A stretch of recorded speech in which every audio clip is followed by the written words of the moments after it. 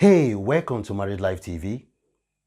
Do you know that couples with the best intentions for each other, without looking at the challenges and the difficulties that they go through each day and painstakingly walking through these challenges, might end up in a very bad place in their relationship? When you see signs and symptoms of some undesirable things happening in your marriage, in your relationship, I think that should be an alert for you. That should be something that you should start looking into so that it doesn't get to a point whereby you can't fix it anymore. It's so broken, and the only thing that is left is pain, is frustration, is separation, and possibly dissolution of that marriage. And that is why today I would like to show you some of the things that you need to watch out for in your relationship, and also to examine a kind of a relationship health check on a regular basis. You don't have to wait for these things to be seen.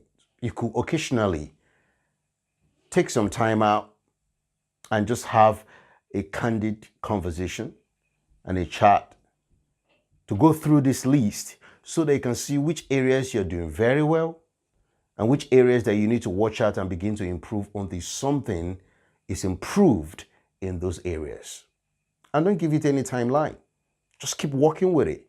Put your heart to it. Each person contributing enormously, because remember, you are a team.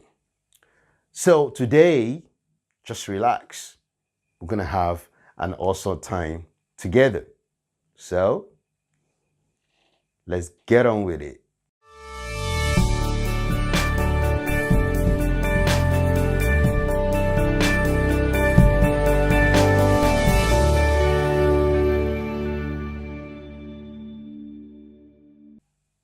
Welcome back.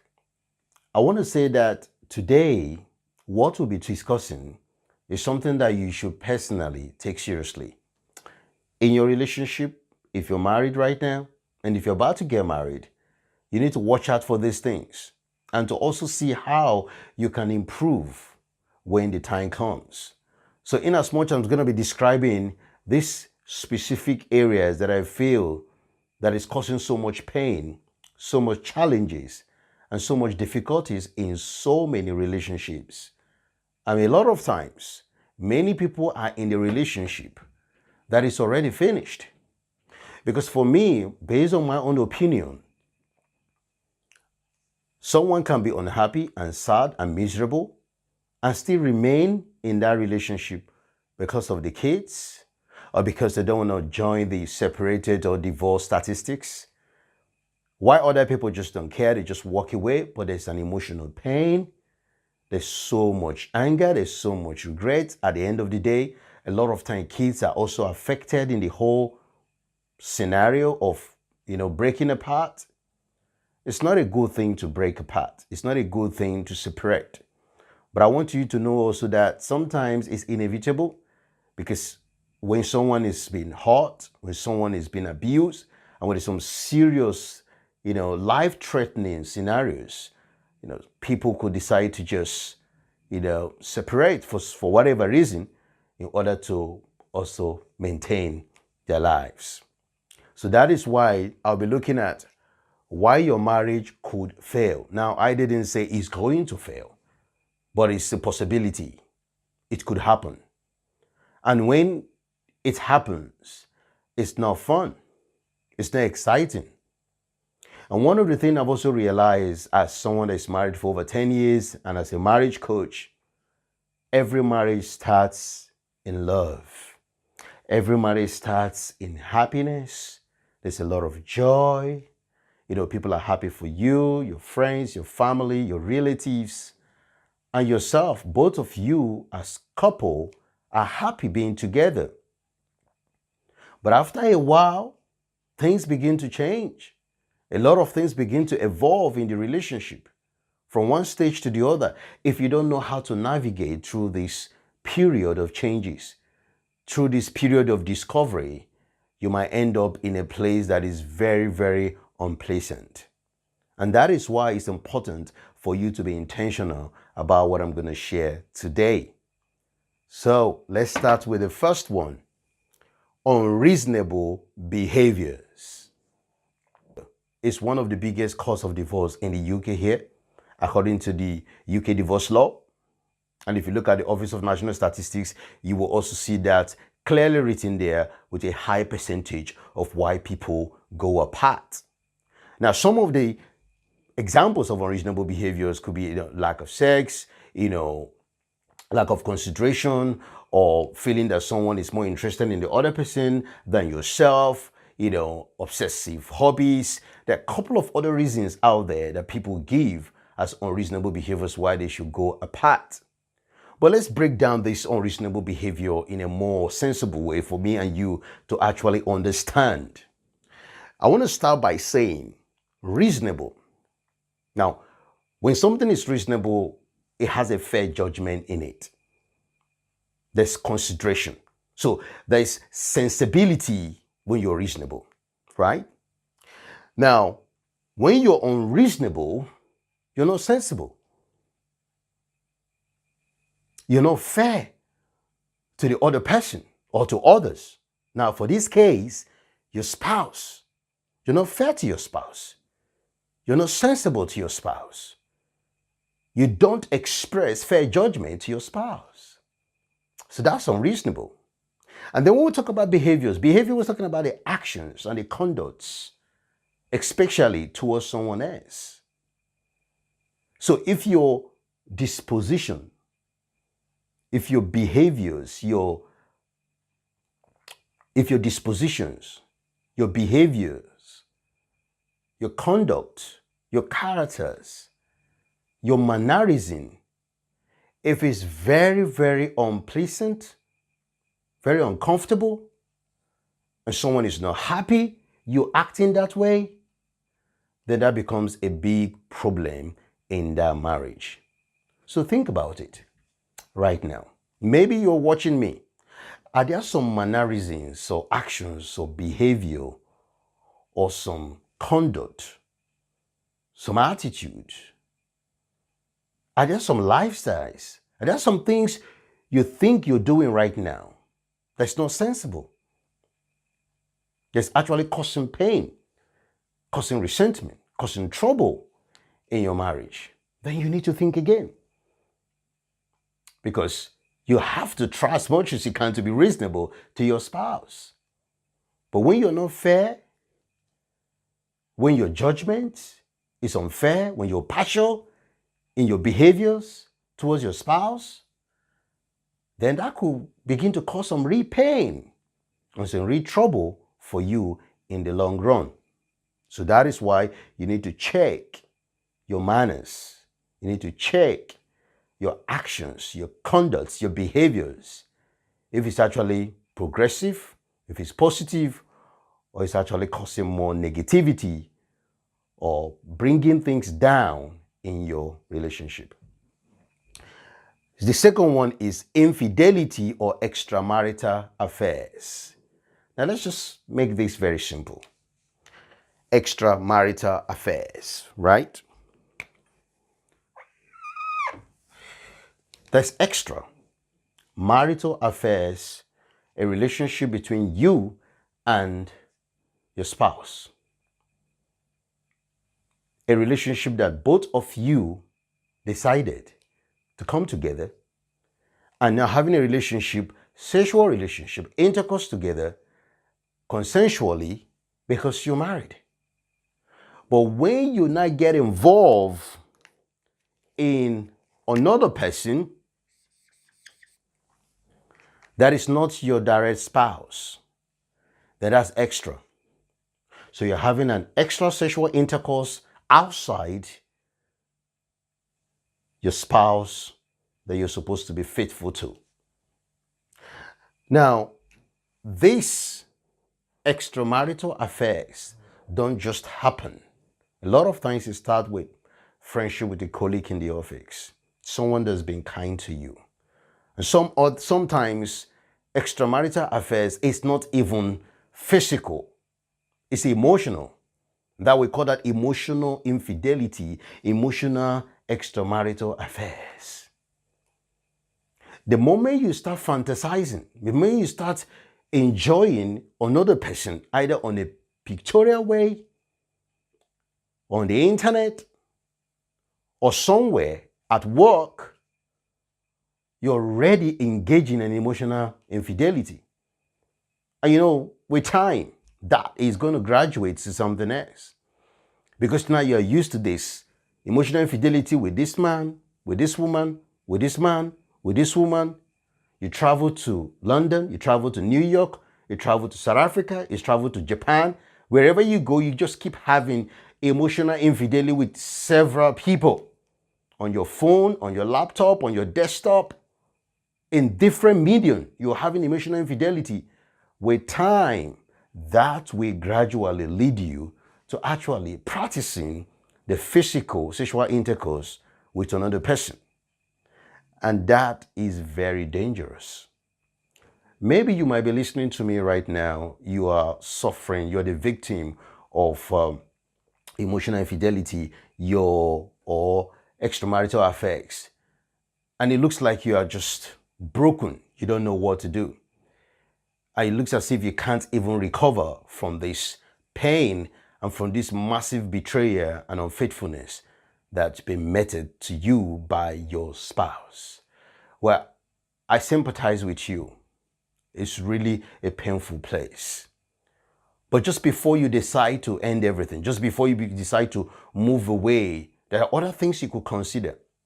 And I'm making a promise on this video. I'm going to do another video on extramarital affairs, on what you can do and also how you can recover and what you can, do to help yourself and also help your spouse. There's so much around emotional infidelity and also extramarital affairs. But if you're watching this, you're engaging in emotional extramarital affairs, I will really, really encourage you to think again and begin to look for ways to start building your marriage, start building your relationship. I don't know whether it's an anger there or resentment, there is whatever it is right now in your relationship that is causing you to start fantasizing over another man, another woman, you can start looking at how to fix that so that you don't end up, destroying everything that you built for some time. Number 3, money issues, whether small or big. Sometimes people wonder money is causing more problems in their marriages, in their relationship. Sometimes it's poor management. Sometimes it's spending habit. Sometimes there's just no budget. There's no plan. Or maybe the other one is earning more than the other spouse. And then there's almost like a power struggle. Let's say somebody's trying to take control. Is trying to, because I have more money than you. But why should that even exist in marriage? What's the big deal if you earn more than her, or if she earns more than you? What's the big deal? Everything is to support the marriage, to support the relationship. Sometimes money around kids, money around rent or mortgage, money around holidays, all kind of stuff. Couples fight unto the extent of destroying their marriage and relationship because they don't agree on little things or big things or whatever decision that has to be made around money. You need to understand that money is a tool. Money is supposed to serve you in your marriage. And the moment you allow money to control you in your marriage, you become so obsessed with money to the extent that you don't even listen. You don't pay attention to what your spouse is saying. You just do whatever you want. You spend whatever you want to buy. You will just do whatever you want to do, regardless of how your other spouse think about it. Well, that can be very, very dangerous. That can be very, very detrimental. And you don't want to go through that path. Trust me, that can be so dangerous to your relationship. That can be so dangerous to your relationship. That is why you need to watch it and plan and see how you can work together to ensure that your marriage works eventually.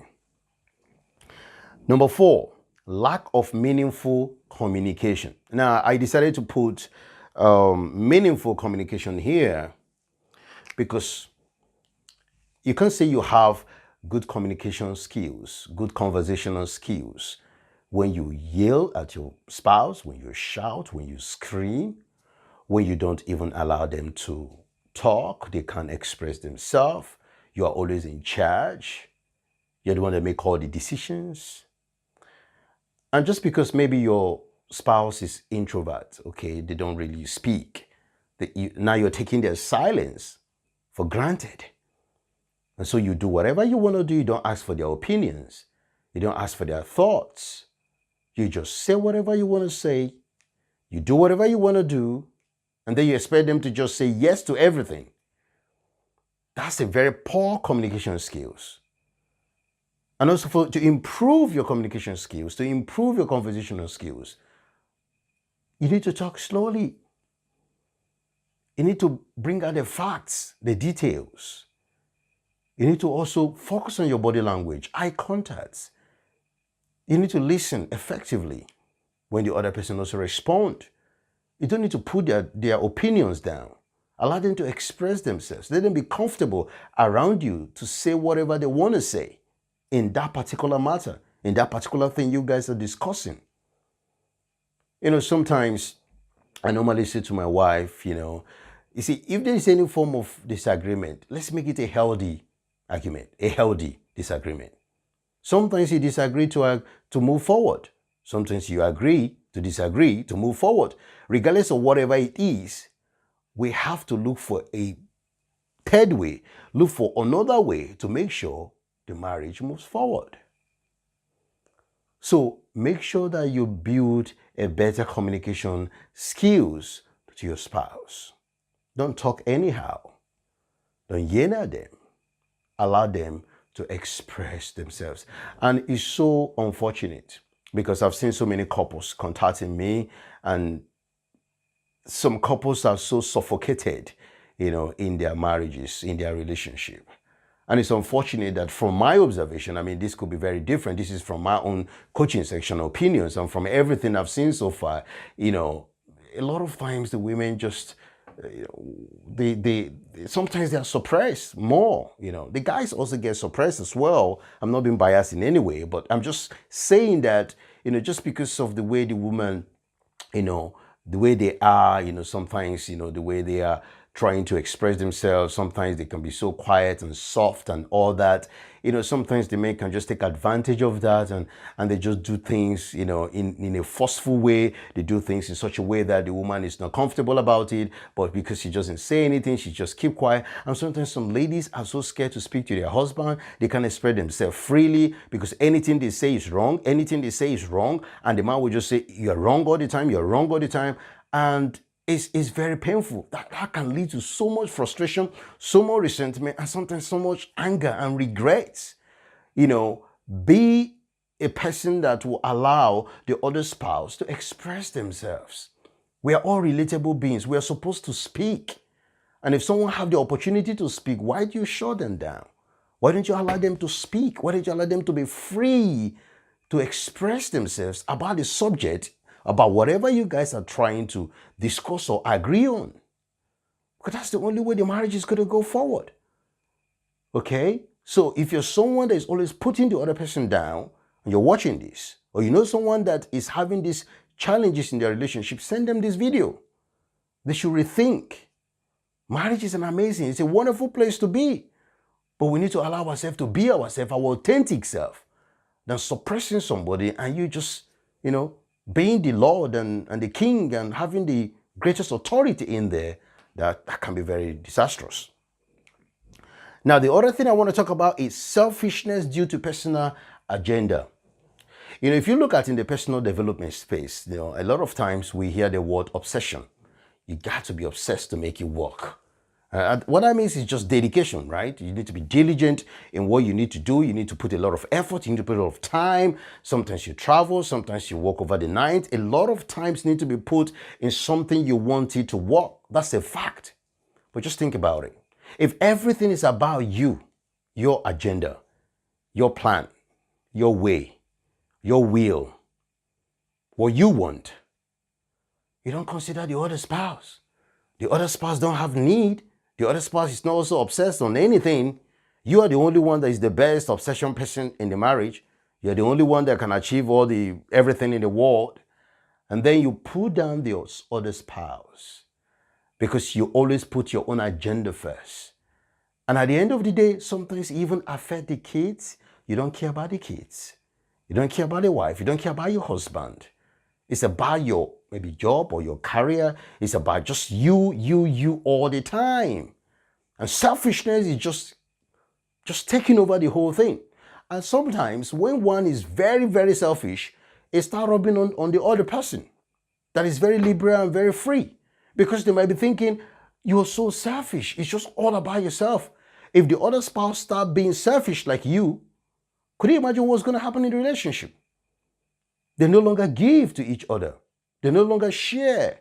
They no longer support each other. It's all about selfishness, self-centered. It's all about them. Then it's going to be a big problem.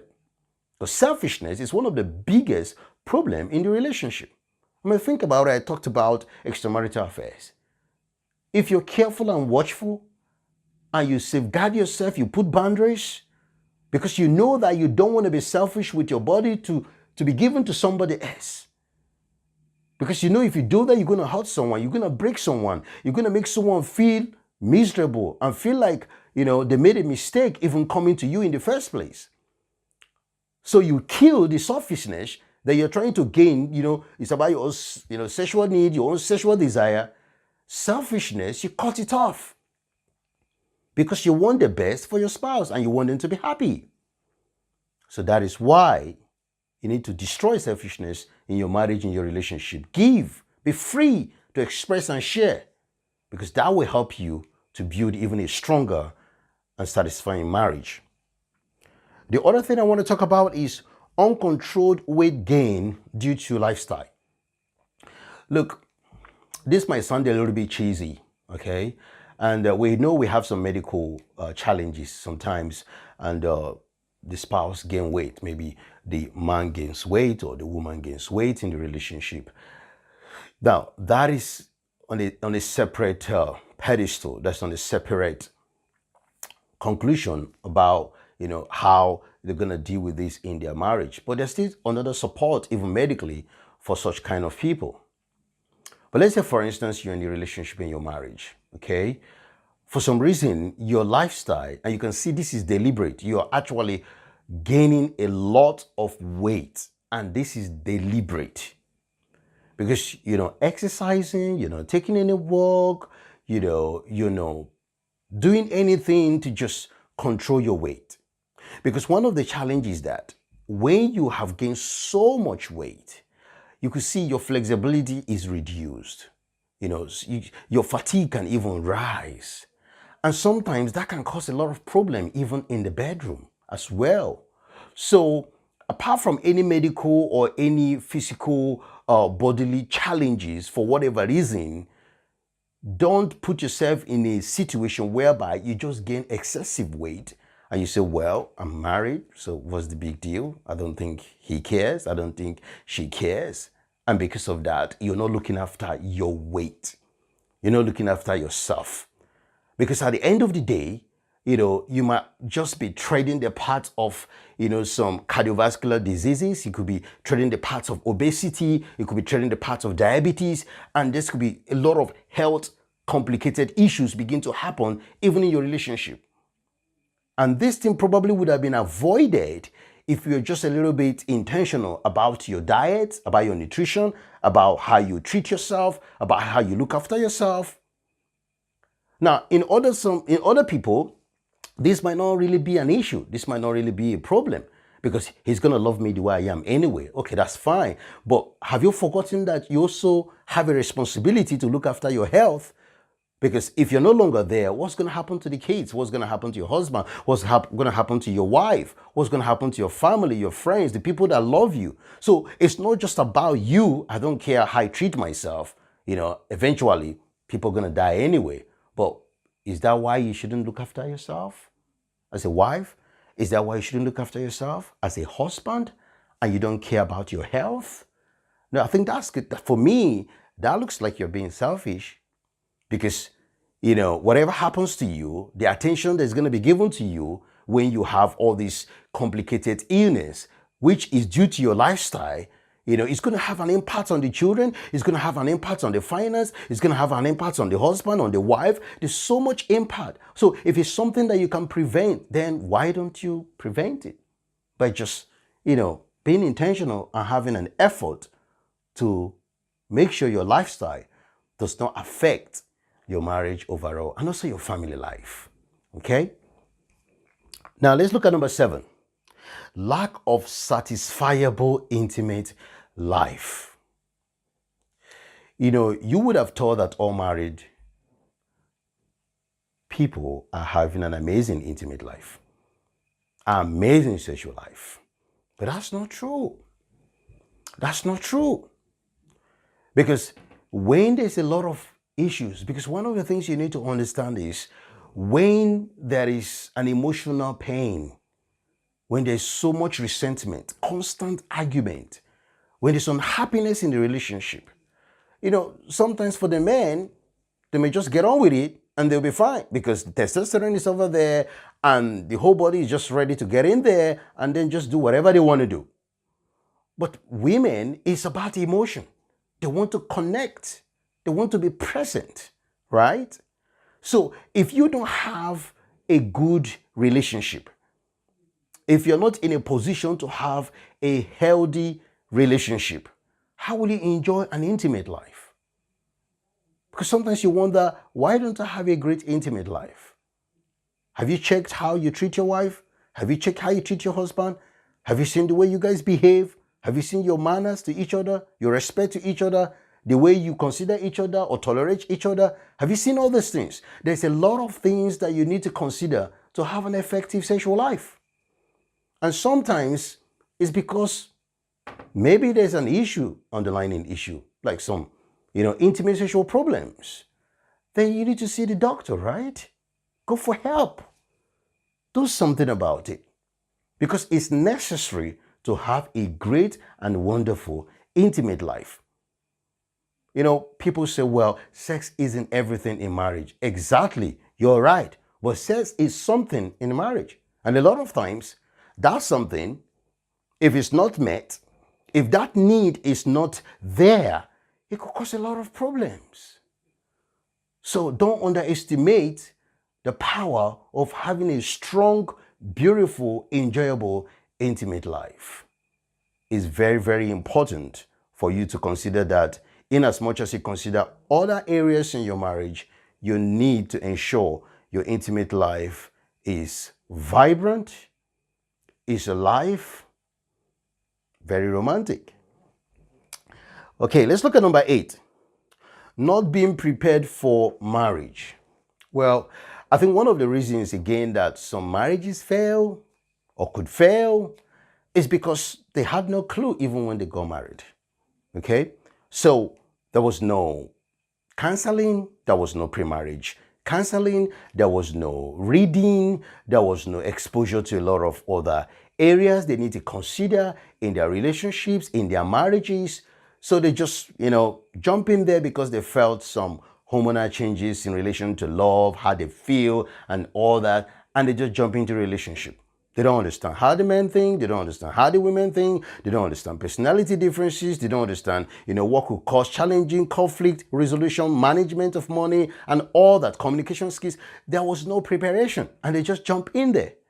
And if you're watching this right now and you're not married yet, I think this is a very, very important area that you need to consider. Invest in yourself as a single. Invest before you jump into marriage. Make sure that you understand what you're doing. Make sure you understand the fundamental principles behind a successful marriage, and also what makes marriages break. For instance, what I'm sharing here today. Let's look at number 9. You don't make each other a top priority. It's important for us to know that before every marriage breaks, before anything happens to any marriage, the two people involved, the two parties in the marriage, they should be held accountable. Because if you don't take your spouse seriously, you don't respect them, you don't support them, you don't care about them, you're not there for them, you don't make them as a top priority in everything you're doing, in terms of consideration, in terms of love, in terms of giving, in terms of sharing, then you are just treading a path that can be very dangerous overall. Your marriage is something that you should prepare adequately so that you can enjoy in the marriage. And one of the ways to prepare adequately is you said either for worse or for good, you are going to be in that marriage supporting each other, working with each other, ensuring that you look after each other. So if you're not taking your spouse seriously, if you're not putting your spouse at the top of what you want them to do or what you want them to achieve, if you're not helping your spouse in every area of their lives, then I wonder how they will be so comfortable in order to achieve what they need to achieve. So that is why you need to prioritize. Make sure your wife is at the top of your list. Your husband is at the top of your list. Right, let's look at number 10. You don't have fun together. You know, we've been talking about intentional effort. You need to work hard at your relationship. You need to work hard to ensure that your relationship is actually working. Because marriage is a lot of work. But at the same time, we all know that if you work hard, you need to play hard. So how do you have fun with your spouse? By looking for common interest, looking for what they like, looking for what both of you like, and see how you can do that together. That will help to improve your marriage, your bonding, your connectivity, so that you can enjoy one another.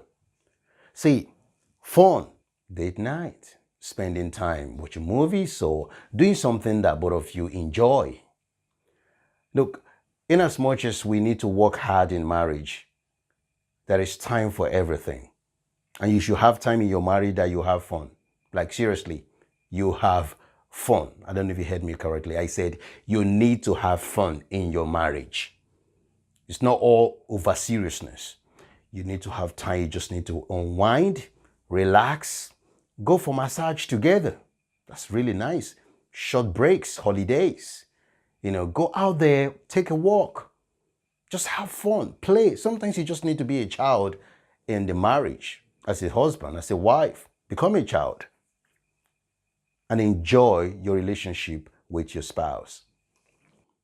Let's look at number 11. You don't pray or spend time together regularly. I mean, this is also very important. It's also connecting to the previous point. You need to have fun together.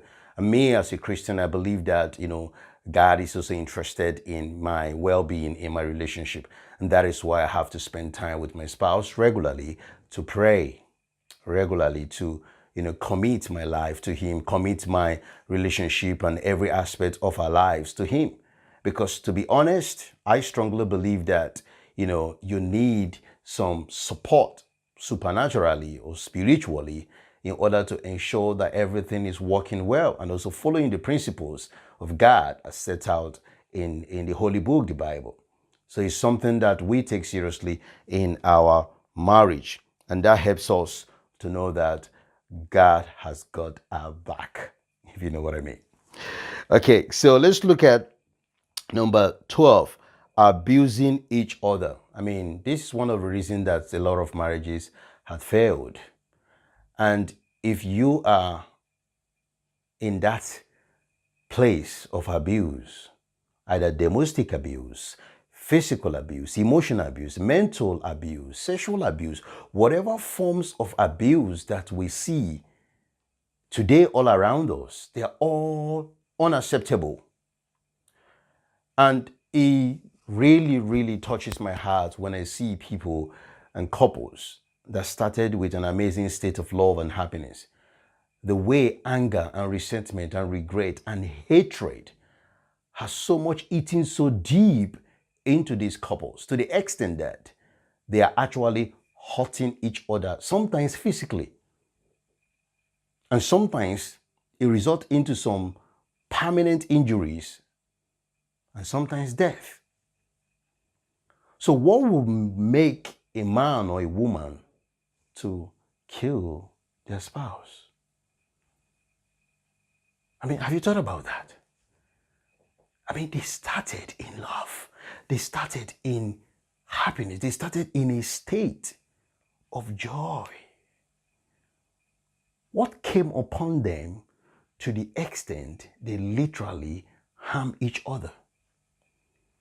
Now, sometimes they don't physically harm or domestically they harm, but psychologically and mentally, they destroy the other person's self-esteem. They are so negative. Their words are so downtrodden. They belittle their spouse. They never say anything nice about their spouse. So negative things about their spouse. And sometimes this is from the place of misunderstanding, place of frustration, place of not getting through. But at the same time, how do you handle this stuff? How do you go from here? Because there's no abuse that is acceptable. And I want to say this to especially to the ladies. I'm not being biased here because I'm a man myself and I've got a wife. But I mean, the way a lot of women are being abused in marriages and relationships is appalling. The statistics is scary. And I don't know why a man with so much strength, with so much muscles, will think that the only place to express that power is on a vulnerable woman, a vulnerable wife. That is just so unacceptable. And that's why sometimes I just wonder why are people doing this to each other? It's because possibly there was no relationship health check. There was no regular checking and monitoring and examining and trying for ways to prevent things like this. Just like we'll see that we're trying as much as we can to make sure couples work things out and try to repair their marriages and relationships. But will I stand here and tell you that all marriages can be saved? Because if someone is constantly abused, if someone is almost being killed, wow, the authorities have to do something. Because at the end of the day, that's a human being, that's a precious life. And sometimes the man is suffering in silence, the woman is suffering in silence, and eventually you just see they drop dead or they have some permanent, complex illness because of this constant abuse. You need to look after each other.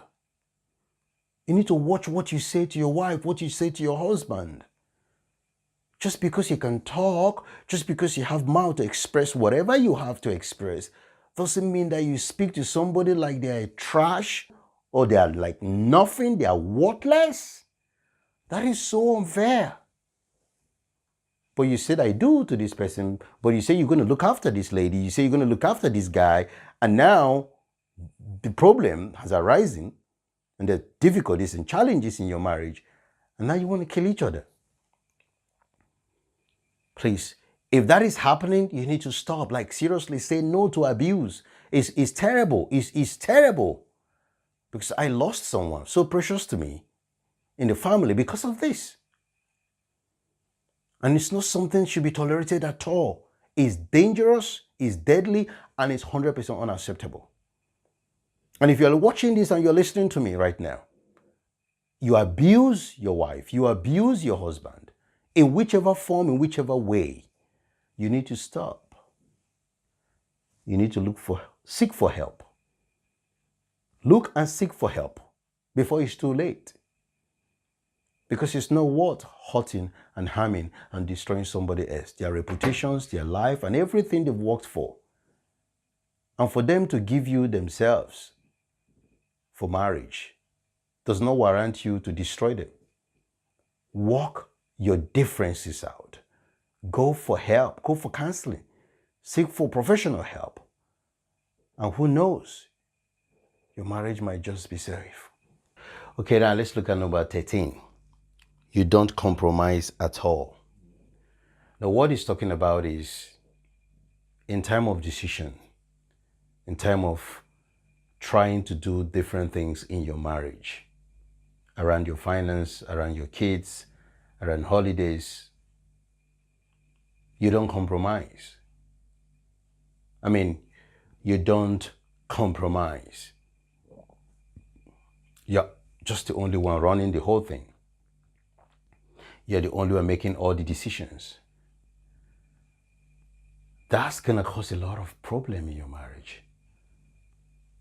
Because you're not considering the other person. You're not considering the other spouse. It's all about you. But if you want to flourish, because you need to understand that your spouse is a person, it's an individual. They have feelings, they have emotions, they have their own thoughts. So even though both of you are different, you can come to a point whereby you regularly compromise for each other in order to maintain peace, harmony, tranquility, and joy, happiness. Whatever you want to see in your relationship, you just have to work on it. And sometimes just move on. You don't have to fight over everything. Just compromise and just move on. When he is compromising for you and she is compromising for you, and both of you are compromising for one another at different times, it will strengthen your relationship. It will bond you even better. So try as much as you can to compromise in your relationship, because if you continue to be strong-headed and you don't want to change, you don't want to compromise at all, you will end up alone sometimes. And eventually, you just have a terrible relationship. Number 14, you allow external influence. Now, this is where your wife or your husband is not running the home. I mean, we are blessed with mother-in-laws, father-in-laws, sister-in-laws. We're blessed with siblings, brothers and sisters, uncles, nephews, friends, colleagues, business partners. But if these external influences are taking over your marriage and your relationship, to the extent that the opinion of your wife and the opinion of your husband doesn't count anymore, and an external person is 100% in charge of what happens in your marriage, you are heading for a disaster. You are heading for a terrible place. And that is why it's very, very important for you to carefully examine your relationship right now. Some of the issues you're having now, is it not because, somebody else is controlling everything in your marriage? Sometimes your exes will begin to control the home, or somebody at your office that you've been sharing some intimate things about your marriage. And then because they see you as someone that is vulnerable, take advantage of you. And a lot of times they break the home and then they take over the man and they take over the woman. We see these things happening. That's why you need to set boundaries. You need to ensure that any external influence that comes into your marriage, that comes into your home, is not biased. They're not supporting just one of the spouse, because they know what they want to gain out of that marriage. So that is why you need to be sensitive and wise to ensure that everything that happens in your marriage, both of you are working together to make your marriage work. Any external influence must ensure that there's no personal gain, there is no biasness in judgment, everything is fair, because their interest is that you stay together, you work things out, and you have an amazing marriage at the end of the day. That is what matters. Number 15, you don't speak your spouse's love languages. Now, this is from Dr. Gary Chapman. I decided to put this because every one of us, our needs are different. And what we count as important and what we see as parity in our needs may be different from another person. So that is why it's good as a spouse to know what the other spouse need or what is their love language, so that you can meet that and support them in the marriage. Because everybody don't need the same thing. We are different, we have different tastes, Different things can mean different things to different people. So it's important to study and understand what your spouse wants and what they need so you can support them in the process. Well, I've decided to just look at all this with one intention: for you to take action.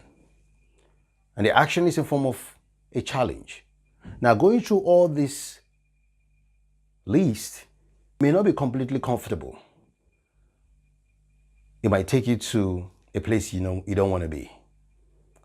Or it might bring some memories that is uncomfortable. But at the end of the day, uncomfortable memories should not destroy you, rather make you stronger. You learn from the experience, from the mistakes. You become better. So you need to take a kind of a health marriage relationship check right now with your spouse, for those that are married, in order to examine your relationship to make sure that it's working, and if it's working, where you need to make improvement. So for a healthy marriage, for a strong marriage to continue to flourish and be better, this health check, marriage health check, is done regularly in order to keep and maintain the aliveness of the marriage. And if you're watching this alone, I would like you to share this with your spouse with intention of love. Or you can watch it together and then take the action to examine your marriage and relationship. This list is not exhaustive because I know that there's so many other things as well. Maybe just take this as the starting place and see how you can build and make your relationship even stronger and better. I also want to use this opportunity to invite you to our National Couples Connect Conference happening in Central London on the 6th of July, 2019. Now, for those living in London or for those living within the UK, it would be amazing if you can be in that event, because we have speakers like Dr. Gary Chapman, we have speakers like Dr. John Gray, we have speakers like Sheila and Kate, we have speakers like Shanti Fedna. These are all relationship experts with wealth of knowledge. In fact, combining experience of all the speakers is over a century. So could you imagine what you're going to learn being in that event? It's a whole day event. It's going to be an amazing time of nourishing and strengthening your relationship. Also, it's important for you to subscribe to this channel. As you can see, we try as much as we can to provide content that will support and help you, and even to make your relationship stronger and better. Put your notification on so that you don't miss any of our videos whenever they are released. And please share with your friends and family. You just don't know who this video might help. So don't hold back. Share it in everywhere possible. And at the same time, I will also want to encourage you to comment on the videos, right? Just tell us what you think so that we can even improve in more videos. And also your experience can also be very, very vital as well. Because as you share, we'll learn, and somebody else as well will learn by reading your comment. Thank you so much for watching, and I hope to see you in the next video.